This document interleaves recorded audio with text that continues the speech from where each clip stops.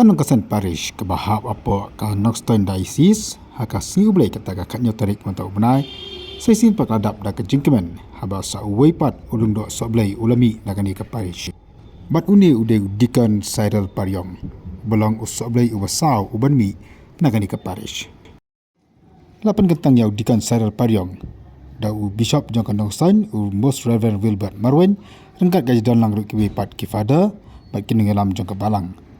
Ia kini kecapin ketang la pelang hayung mani jong ka Mary Health of Christian Mauro habai 3,000 ngut kirungai ka balang Katolik kilion masakilang ia ketika sengi ke bakar pang jong ka balang. Hakan dia sengi ke bakarau la pendap ia kinjam kirukom na duko penseliat da kompanyang pan pensmai pan penkamti ia kuri jong ka sakram dokut bat kikui di kejini diam. Namar kane kalong ka kuri jong ka snam jonga jong ga jutang bat mai bat bom cukur. Ya keban penni na kebenta jongki bat na kebenta kibabuan na kebenta gecing mak ya kipok to le le kane banken mau jana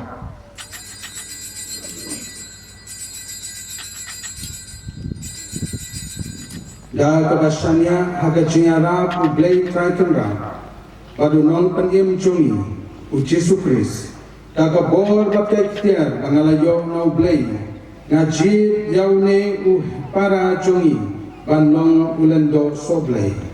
Tunggu di jubablang dah kebajam si hajarmu yami utrai kenra.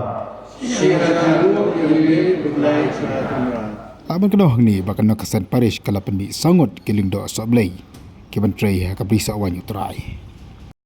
Ulung do soblay Cyril Paryong ude ukhun jong uba rolan lengkhoi badikong Beatrice Paryong na kasnang Mauro. Malakai ua kasau tarik unailar kesam siak dais pak dep sau walau yawan pendap ia ka baptisma hauju hiusnam.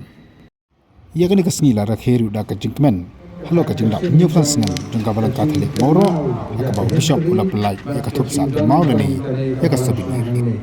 Blay kenap untuk tukar do ia ka buat oleh dengan tekok. Dari hati jam berapa? Dia kau berjumpa di kadar John Yesaya Bishop nak kebenta jangi. So, pasal sini hati lah.